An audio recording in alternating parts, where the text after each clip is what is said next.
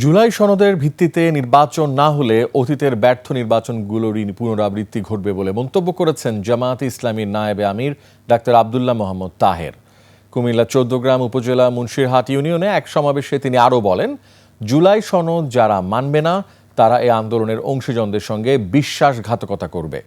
PR নিয়ে সরকার ও নির্বাচন কমিশনের সঙ্গে আলোচনায় বসতে আপত্তি নেই বলেও জানান জামায়াতের নায়েবে আমির। জুলাই সনদ তৈরি হয়েছে, যেটাকে আমরা জুলাই চার্টারও বলছি, সেটির ভিত্তিতেই আগামী নির্বাচন হবে।